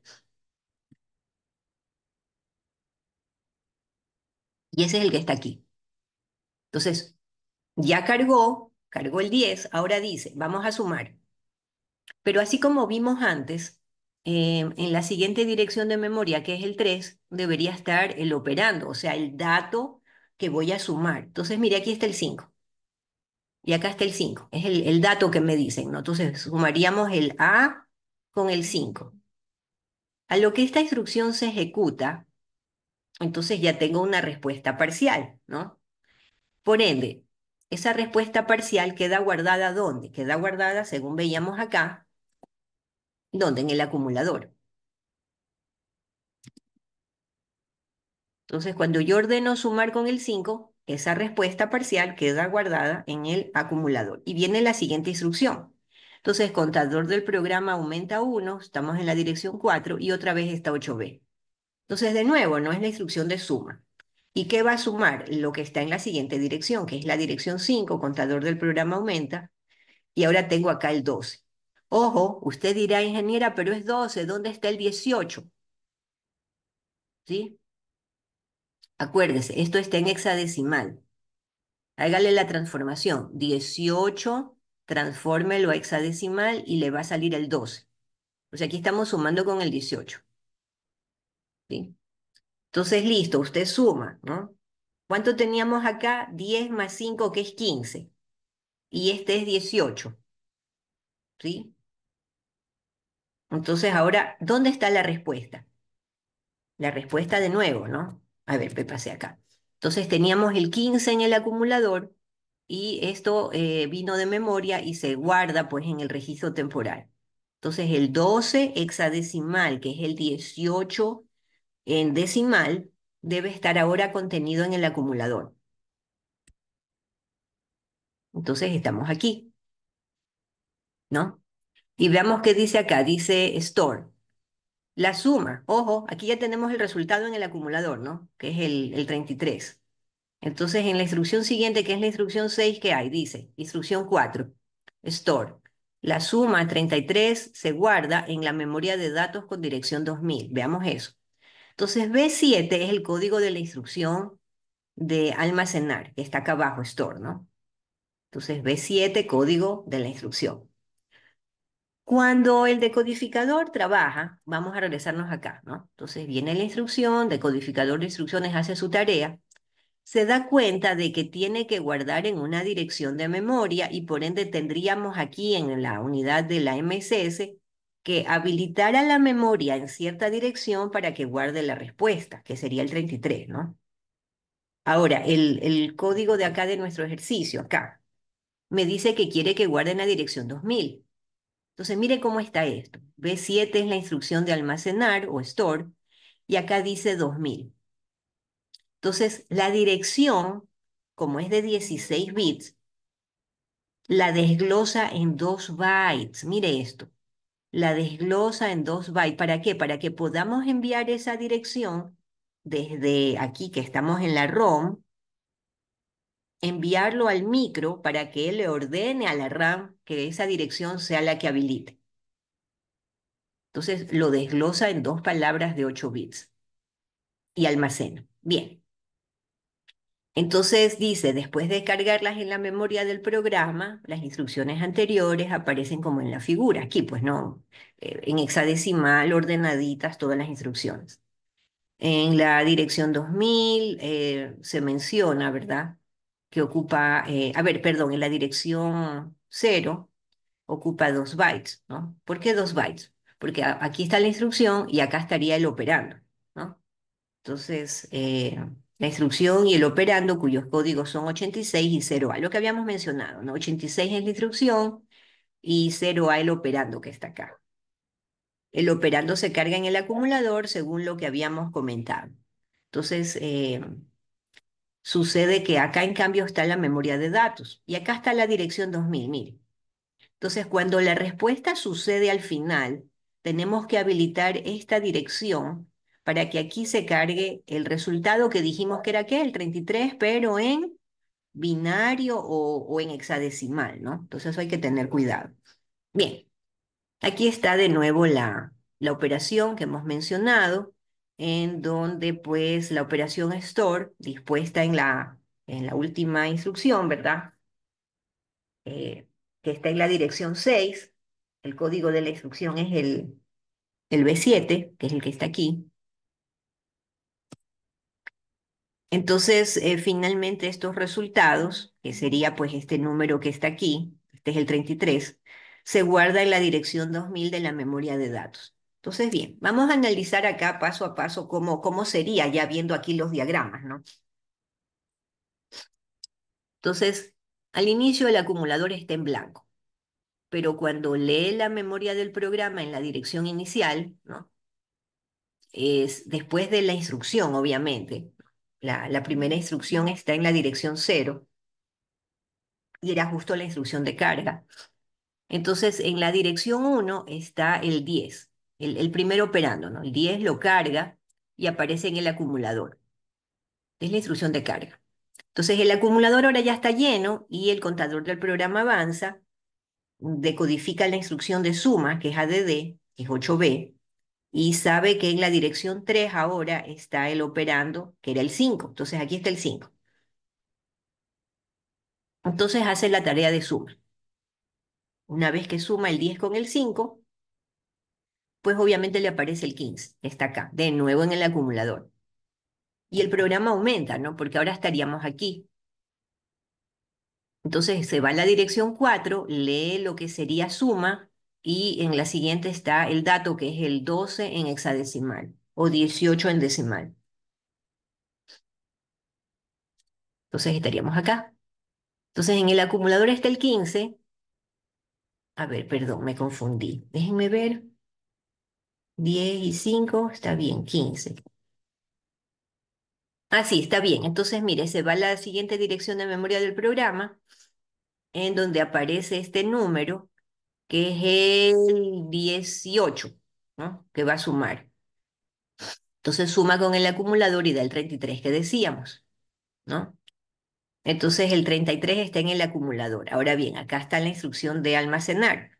Entonces el 33 está en el acumulador y a lo que se ordena store, tiene que irse a la memoria de datos en la dirección 2000. Entonces esto viaja y se carga sería en la RAM, ¿no? En el acumulador, después de la operación, pues queda el mismo valor, no se pierde. Si usted lo necesita para algo más, lo podría usar.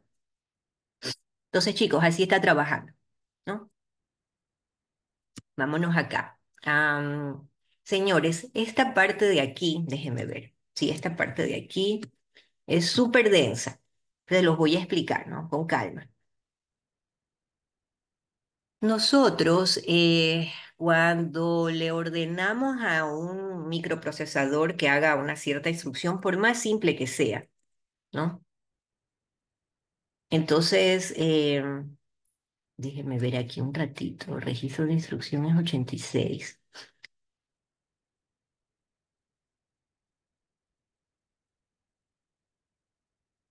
Si es la primera, es LOA. Está bien. Ya, entonces veamos. Cuando el micro toma una instrucción y la va a decodificar, pareciera que hace esto en un solo paso, pues no, por ejemplo, lee la dirección 0, lee mejor dicho, saca de la memoria del programa la instrucción load y la decodifica, ¿no? Y le ordena al contador del programa que cuente, y luego va a la siguiente dirección y encuentra el operando, que en este caso es la letra A, que es el número 10 en decimal, ¿no? Pareciera que hace eso en un solo paso, pero en realidad él está haciendo esto a nivel de máquina, de códigos binarios, en muchos momentos a la vez, en muchas actividades a la vez, ¿no? Entonces, en un corto tiempo, él ejecuta todo lo que está aquí en esta hoja bastante denso, pero todo lo que está ahí es lo mismo que está en esta gráfica. Es decir, en la página de acá está narrado lo que hace el micro en un momento. Entonces, mire, vamos a mirar toda la operación del micro solo para la instrucción LOAD. Es decir, solo en la instrucción LOAD que está aquí, para las direcciones 0 y 1, estas dos cositas que están aquí, él hace en detalle todo lo que está acá atrás. Entonces es bastante extenso, ¿no? La tarea que él hace. Pero como la hace a alta frecuencia, para nosotros es casi transparente. Nosotros más nos interesa el resultado, es decir, córreme todo ese programa de, en este caso del ejemplo, ¿no? 8 líneas, 9 líneas de código, córreme todo eso y al final preséntame la respuesta. Es lo que nos interesa. Pero nosotros no, por un lado, no nos interesa ni tampoco tenemos el tiempo como usuarios para ponernos a mirar el detalle de todo lo que está acá. De hecho, esa es la ventaja de la computadora, que él trabaja miles de operaciones que para nosotros son transparentes, las hace tan rápido que nos facilita la vida entregándonos muy rápidamente un resultado válido para nosotros, para un sinfín de cosas, ¿no? En todas las labores de nuestra vida cotidiana e inclusive pues a nivel de industrias, ¿no? A nivel de ciencia. El procesador hace unas tareas descomunales y nosotros estamos hasta eso dedicados a analizar más bien los resultados que él nos entrega. Pero si usted en algún momento de su trabajo futuro, ¿no? Como ingeniero de diseño, de pronto le toque trabajar en alguna empresa que trabaje con hardware, o si usted en algún momento trabaja programando, o si usted en algún ámbito de su carrera en el futuro le toca entrar a trabajar con hardware para hacer programación de PLCs, de sistemas embebidos, etcétera, usted tiene que por lo menos comprender esto que estamos por verlo ahorita, ¿no? Para que cuando le toque hacerlo por sí solo, usted sepa hasta qué nivel puede llegar de profundidad en la solución de un problema. Hay mucha gente a nivel de la industria, ¿no? Tengo muchos conocidos. En algún momento me han dicho, ¿sabes qué? Ese material de allá, de sistemas digitales, fue útil porque nos abrió la mente hasta qué nivel del hardware podemos llegar, interactuar y resolver problemas. Así que bien, chicos, sin más vamos a ver esto. Entonces, mire, solo para la instrucción LOAD decíamos, no, muy bien, ¿dónde está el LOAD? Aquí, mire.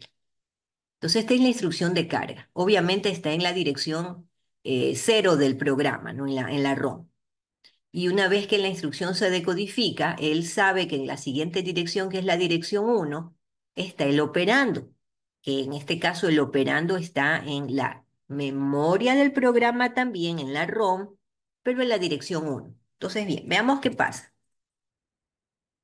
Entonces, mire, de este lado de la columna de acá estamos viendo quién me habilita o me controla a través de estas señales el bus, ¿sí?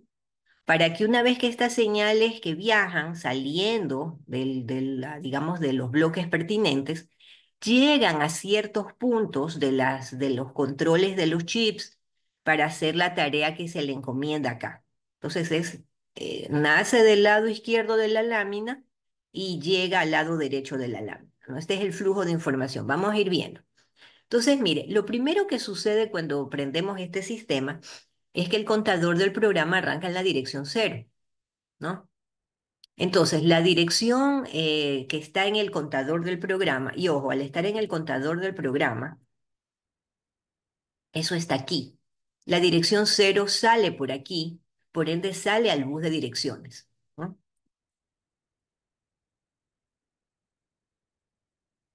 Entonces, sale en primer lugar del contador del programa y se va al registro de direcciones. ¿Dónde está el registro de direcciones? Ese registro de direcciones no lo vemos aquí, ¿sí? Pero también está en esta parte, ¿no? Entonces, a la final, ese registro de direcciones me guarda la información para saber acá a través del bus de datos a dónde debo ir a buscar esa información.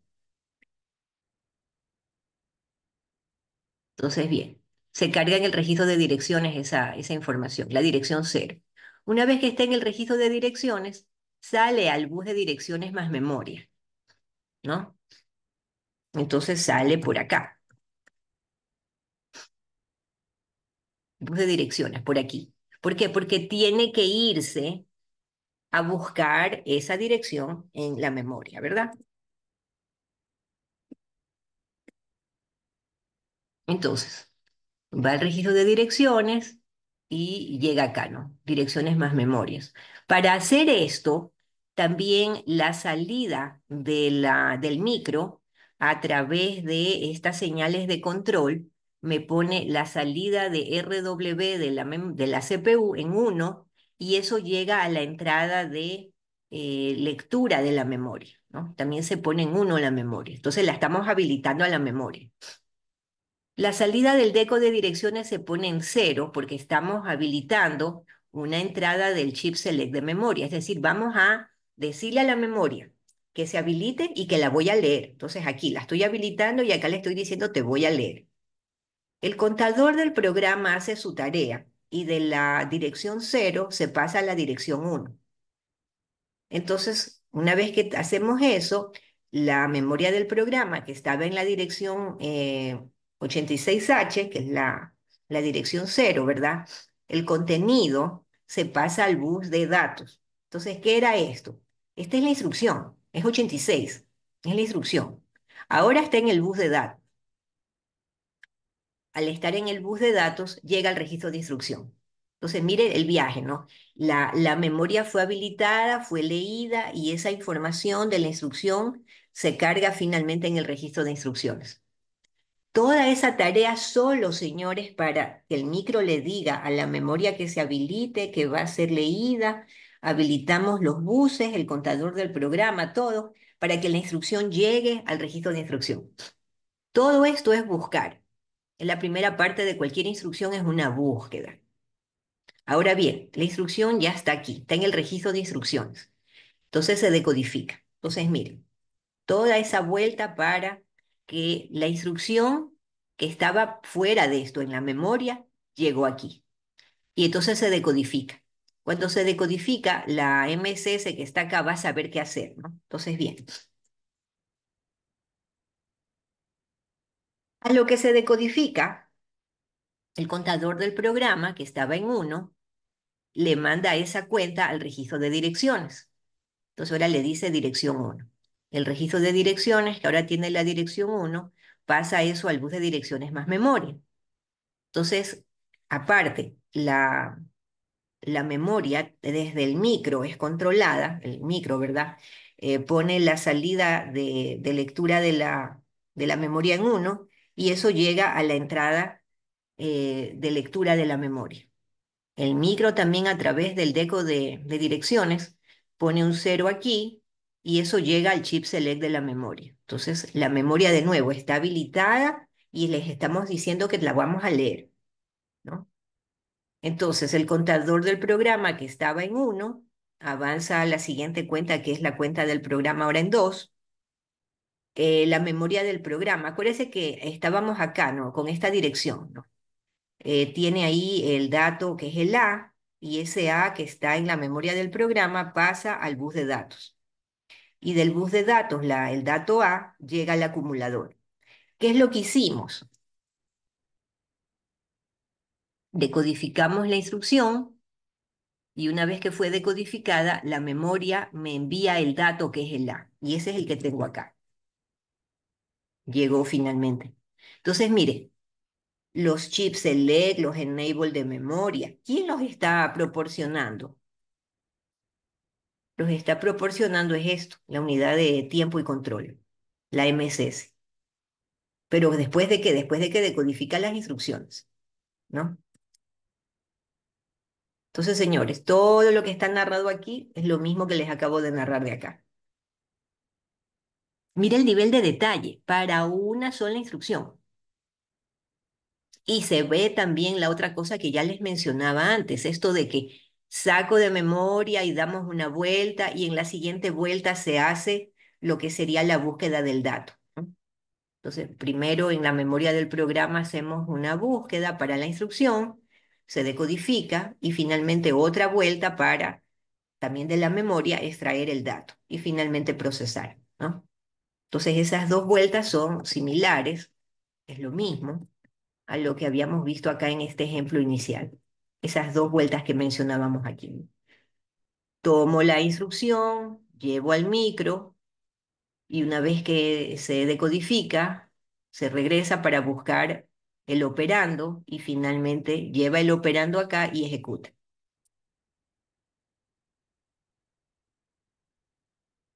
Bien, entonces mire, denos a esta partecita, ¿no? Pero a ese nivel de detalle lo hemos visto para una instrucción, pero no lo vamos a volver a ver a ese nivel, sino que vamos a empezar a trabajar también revisando otras secciones de instrucciones para comprender cómo otras instrucciones trabajan. Volveremos un poco a ver el nivel de detalle, es cuando en la próxima clase veamos ejemplos corriendo, pero en VHDL, ¿no? Bien, sigamos por acá.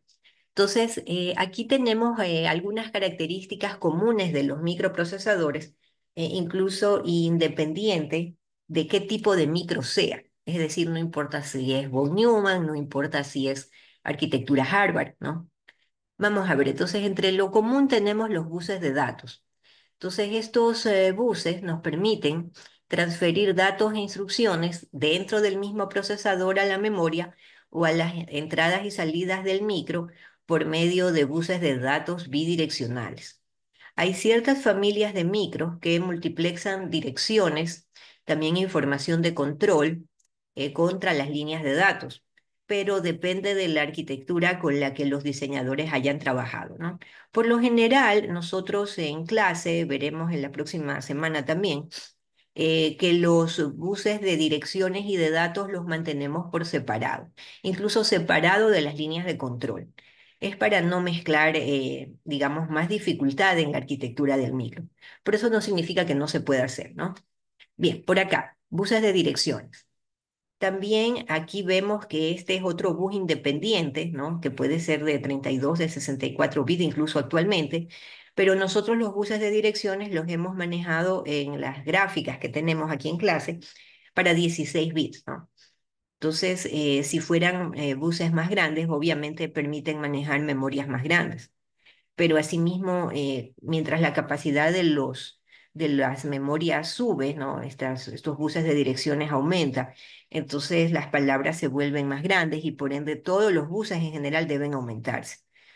Eh, la única forma que tenemos es de tal vez reducir el tamaño de este bus de direcciones, es lo que mencionábamos acá, ¿no?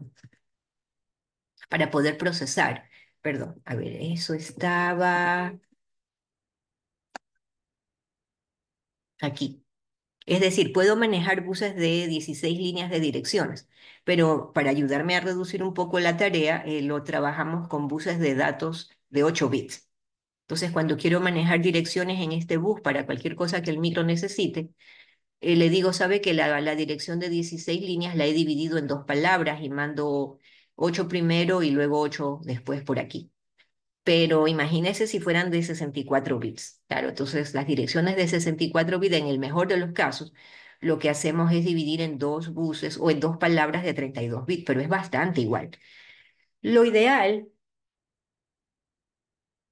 lo ideal, señores, sería eh, que los buses, tanto de direcciones como de datos, sean de 64 bits, o ambos de 32, o en nuestro caso aquí, que ambos sean de 16, ¿sí?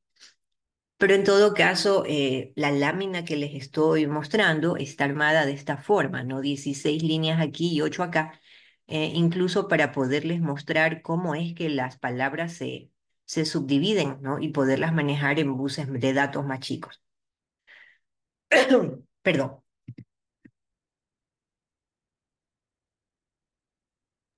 Salud. perdón, gracias. Es la tos que tengo. Gracias, chicos. A ver, veamos aquí. Con respecto a las líneas de control, dependiendo de la arquitectura con la que se trabaje el diseño, nosotros podemos tener algunas variantes en cuanto a líneas de control. Pero en general, estas líneas son las que manejan el reloj, las que manejan la lectura y escritura de la memoria, las líneas de interrupciones, las líneas para reinicialización, líneas de control de los buses para habilitar, ejemplo, las que acabamos de ver. Este del Read Enable, el Write Enable, el Chip Select, etcétera, son líneas para habilitar memorias. Las líneas de estatus también. Estas de estatus tienen que ver con las banderas, el registro de banderas, por ejemplo, ¿no? Entonces, dentro de las banderas, por ejemplo, mencionábamos el del carry. Entonces, todo esto existe y depende del diseño que uno quiera. Estas líneas de estatus muchas veces nos sirven para tomar decisión, ¿no? Es decir, ¿qué pasa si hago una operación de suma y me sale que hay un acarreo? Entonces, cuando me toca tomar una decisión, puedo valerme de ese acarreo y decir, por ejemplo, que genera un salto. Entonces, bien. Por acá, hablemos de otras características comunes de los micros. Ejemplo, esto de los registros internos. Entonces, entre los registros tenemos, por ejemplo, el más importante de todos, que es el contador del programa. Aunque es un contador, pero se dice registro, ¿no? Entonces, el contador del programa almacena siempre la siguiente dirección de la instrucción, ¿no? Entonces el programa sabe así dónde está la siguiente instrucción que va a ejecutar. Y se dice que siempre la dimensión de este contador del programa es igual a la del bus de direcciones. Creo que es bastante obvio, ¿no? Deben ser del mismo tamaño. Otro de los registros importantes es el acumulador, que es el que trabaja directamente con la ALU, ¿no?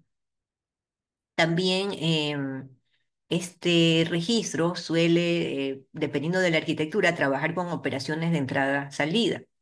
Este registro pues es de 32 o 64 bits, en el que tenemos en las láminas apenas es de 8 bits. Pero ya le digo, la idea es que usted comprenda cómo esto trabaja y poderlo ver con ejemplos pequeñitos. Si ya usted lo entiende con ejemplos pequeños, se puede expandir a cualquier tamaño. Por acá, el registro de estatus o señalizadores.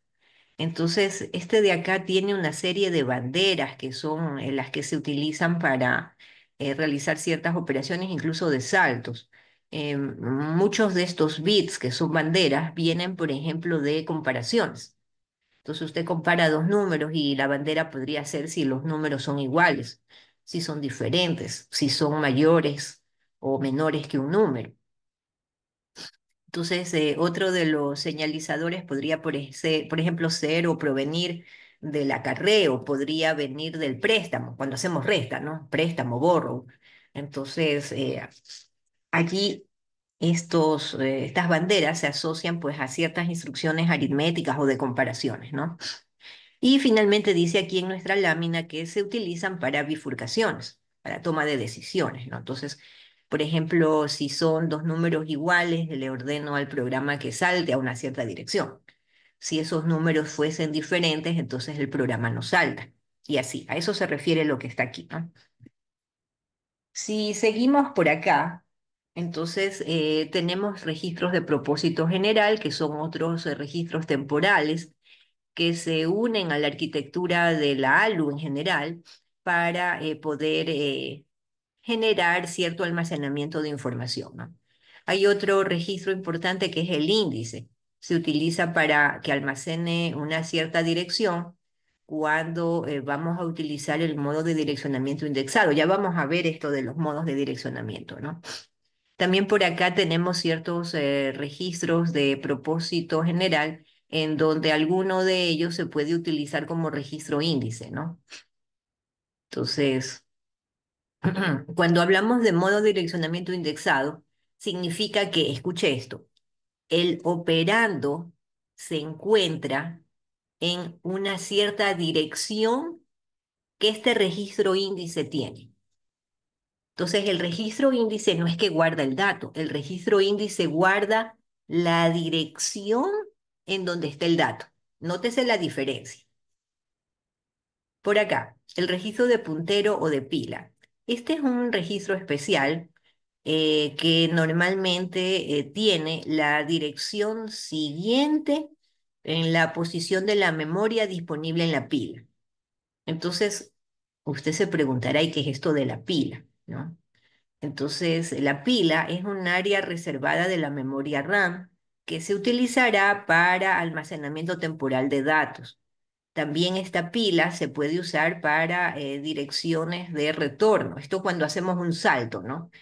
Entonces guardo en esa pila una cierta dirección para que cuando termine de ejecutar el salto sepa a dónde regresar porque esa memoria, ese dato de memoria quedó guardado. ¿Dónde hacemos esto? Pues cuando hay llamados a subrutinas en general, ¿no? También cuando hay llamados a interrupciones. Entonces, sea la subrutina o la interrupción, es una para del programa principal, guardo la información de dónde me estoy quedando, ¿no? Me voy a ese salto, a esa subrutina, por ejemplo, resuelvo lo que la subrutina me dice, regreso a la pila que está aquí, veo qué dirección está guardada y regreso al programa principal a esa dirección. Así trabajaría el puntero de pila, ¿no? Y finalmente, señores, los modos de direccionamiento que les he mencionado. Entonces, aquí nosotros tenemos en general, permítanme un ratito, en los modos de direccionamiento en general tenemos que son técnicas que nos permiten buscar el operando, ¿sí? Los modos de direccionamiento es cómo busco el operando. Entonces, dependiendo del tipo de procesador que tenga, podemos utilizar algunos de los modos de direccionamiento siguientes. Entonces, mire esto. De estos que están mencionados en la lista, inherente, de registro, inmediato, directo, indirecto de registro, extendido, índice, de página cero, relativo y otros, nosotros en clase vamos a utilizar al menos dos y vamos a ir viendo el desglose de qué son estos modos de direccionamiento, ¿no? Entonces no se olviden, es cómo busco el operando mientras ejecuto las instrucciones. Entonces, en el modo de direccionamiento inherente o implícito, la instrucción no necesita buscar un operando fuera del procesador. Ocurre cuando la instrucción es de un byte. Ejemplo, cuando usted ordena clear, borrar. Entonces simplemente la MSS manda la señal de clear y ya está, no hay que ir a buscar un operando. Esto es inherente. Por acá, incrementar, lo mismo. La instrucción es incrementar, entonces el procesador sabe incremento en uno y ya. No hay que ir a buscar un dato adicional. Eso es inherente. Este de acá ya es más usado, mire, de registro. ¿Qué pasa con el modo de direccionamiento de registro? Dice, se indica en qué registro está alojado el dato, ¿no? Entonces es un registro especial que trabaja con ciertas instrucciones. Entonces, la instrucción opera, sabe qué registro es, va al registro y saca el dato. Este de acá también es muy utilizado, el de inmediato. El dato dice, se ubica inmediatamente a continuación del código de la operación en la memoria del programa. Ejemplo de direccionamiento inmediato, este de acá, el que habíamos ya usado. Mire, ordeno load inmediatamente en la siguiente dirección está el dato que voy a cargar. Otro de ejemplo inmediato, mire, 8b, la suma. Inmediatamente en la siguiente dirección está el operando, el dato que voy a sumar. Entonces, eso es inmediato, ¿no? La siguiente dirección de memoria, me pasé. A ver, aquí. El siguiente, direccionamiento directo. Dice, lo usan instrucciones de 3 bytes alojadas en la memoria del programa. Byte 1 es la instrucción. Byte 2 es el byte de orden inferior que contiene la dirección de memoria del operando. Byte 3 de la instrucción contiene el byte de orden superior de la dirección del operando. Entonces, póngale atención a este de directo.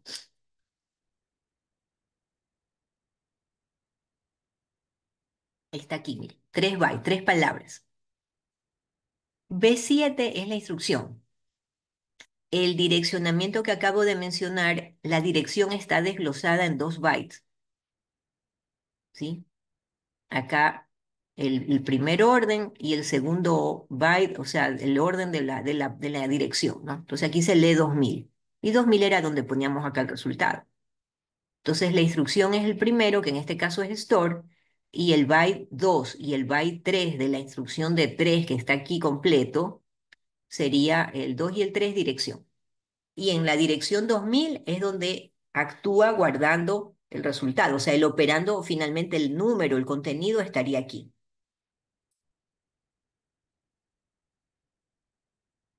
Y ese es directo, ¿no?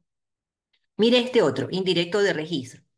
Por medio de un registro se indica la dirección de memoria en donde reside el operando. Entonces, este es medio engorroso, pero igual es útil. ¿Por qué? Porque en el registro no guardo el dato, el operando. No. En el registro guardo la dirección de memoria en donde voy a ir a buscar al operando. Si se da cuenta, ¿no? Acá en cambio es más directo, mire, en este de registro. Se indica en qué registro está alocado el dato, es directo, ¿no? Se le llama de registro, de hecho, ¿no? Bien, entonces, señores, indirecto es, ¿verdad? Indirecto de registro es por medio de un registro, se indica la dirección de memoria donde reside el operando. De ahí estos de acá no los vamos a usar, pero están ahí listados para conocimiento general, ¿no? Bien, finalmente, chicos, estamos llegando por acá. Entonces, miren, diagrama de bloques de todo lo que sería un micro de Intel. Este es uno súper básico, pero contiene todo lo que hemos mencionado. Mire, por ejemplo, aquí está el acumulador, ¿sí? Un seguro del acumulador. Este es como un buffer que trabaja con la ALU. Entonces, el acumulador trabaja siempre con la ALU. La ALU tiene aquí lo que serían las banderas, ¿sí? La ALU también trabaja con un registro temporal. Este registro temporal y el registro acumulador que trabajan con la ALU son el que habíamos mostrado acá. Mire, junto con esta ALU está el registro temporal y el acumulador. Aquí están, ¿no? Luego, nosotros trabajamos además con el registro de instrucciones, el decodificador de instrucciones, la unidad de tiempo y control, donde estos tres grandes bloques, aquí está, pues, ¿no? Tenemos acá el registro de instrucciones, el decodificador de instrucciones, la unidad de tiempo y control.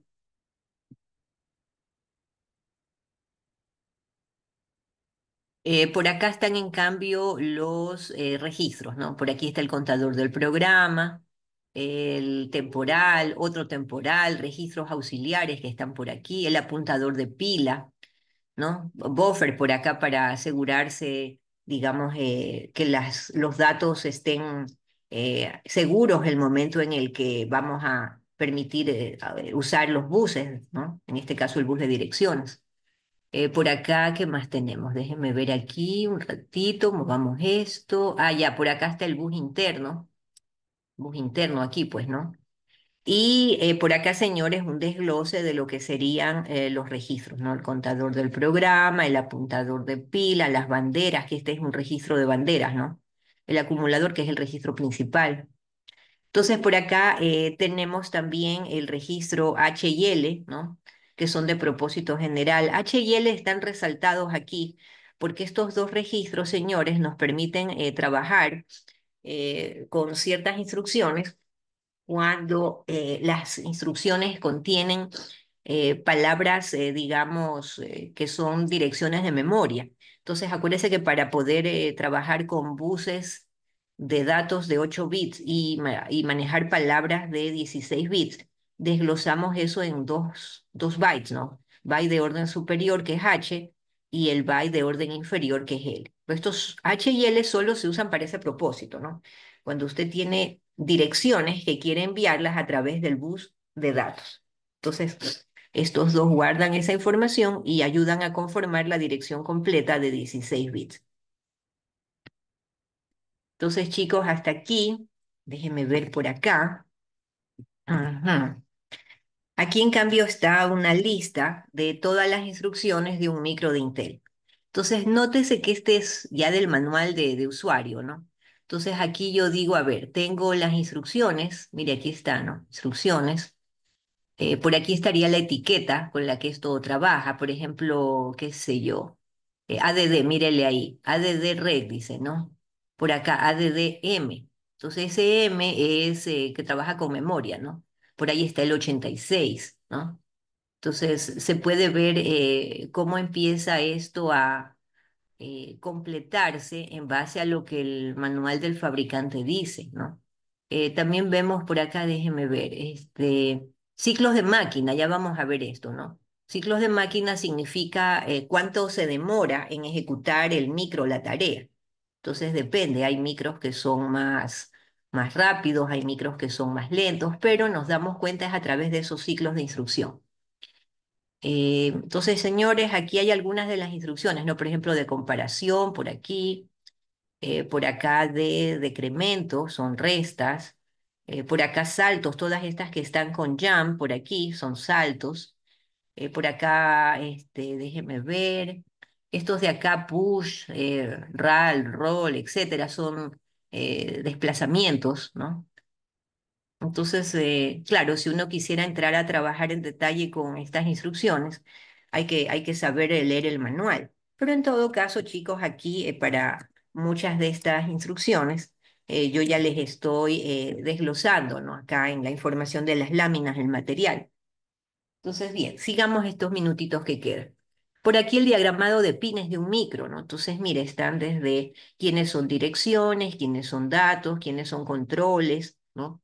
Peticiones de interrupción, conexiones a la fuente de alimentación, etcétera, ¿no? Con los pines distribuidos aquí.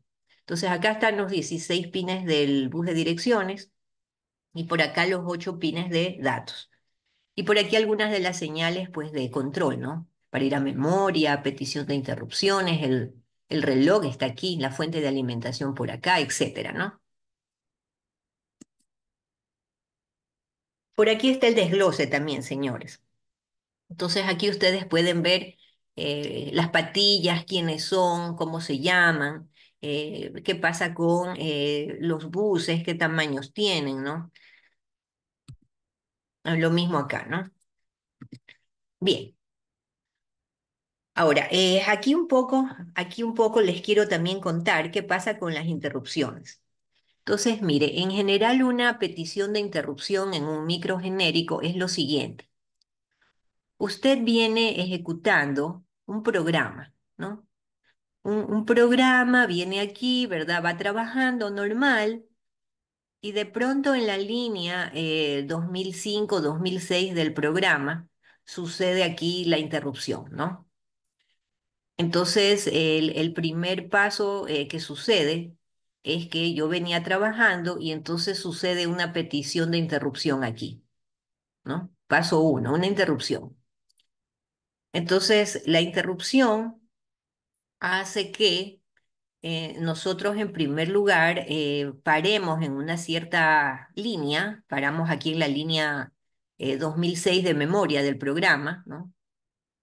Entonces, toda esta información se guarda, ¿no? Entonces, a la pila, acá abajo, acá está la pila, mire, enviamos toda esa información de en qué dirección me estoy quedando y obviamente hay más información en las banderas, en los registros, ¿verdad? Toda esa información se va a la pila, ¿no? Y aparte, saltamos a una cierta dirección, que es la dirección donde esa petición de interrupción trabaja una cierta subrutina. ¿No? Entonces, aquí en la memoria del programa, por ejemplo, la dirección 20 de 0 es donde empieza el servicio de interrupciones, es decir, es una sección de programa que resuelve el asunto de la interrupción que me han pedido. Pero ojo, para hacer eso, primero dejo guardado acá en la pila todo el estatus de cómo mi micro se encontraba en el instante antes de resolver la interrupción, el momento del petitorio, no de interrupción. Entonces, opera en el paso 4 toda esta rutina o subrutina de interrupciones hasta que sale en la última dirección de la rutina de interrupciones, es decir, ya resolvió la interrupción. ya mandó a hacer todo lo que tenía que hacer para que el micro opere esa interrupción. Entonces se termina la subrutina de interrupciones, ¿sí? Aquí en el paso 4. Y en el paso 5 la pila devuelve toda la información. Es decir, ya terminamos de atender la interrupción, la pila tenía todo el estatus en el que me quedé y ese estatus es devuelto. Entonces aquí la pila, en este paso 5 me devuelve al micro todo lo que teníamos, qué valores veníamos procesando, en qué dirección me quedé, cómo estaban las banderas, qué información estaba cargada en los registros. Todo eso se devuelve al micro. Y entonces el micro ahora le dice al programa, ¿verdad? Ah, ya sigamos en la dirección siguiente, que era la 2007. Acuérdese que en la 2006 fue el petitorio de interrupción, ya lo resolvimos, y ahora el micro regresa en el paso 6 a la dirección que toca, la siguiente. Y así trabajaría una interrupción, ¿no? Ahora bien, ya con esto estamos prácticamente terminando. Entonces, mire, aquí en este diagrama de bloques de un micro genérico está ahora sí todo el desglose. De aquí, señores, en la siguiente clase estamos listos para mirar un ejemplo de un micro real ya en VHDL. Entonces, mire, aquí está el registro temporal, el acumulador, que trabajan con la ALU, que es todo esto, ¿no? La ALU entonces trabaja operaciones aritméticas, hace también desplazamientos, trabaja con el registro de estatus o bandera. Aquí están los registros H y L de direcciones para cuando quiero trabajar direcciones de 16 bits desglosando en dos palabras de 8. Aquí estaría, ¿no?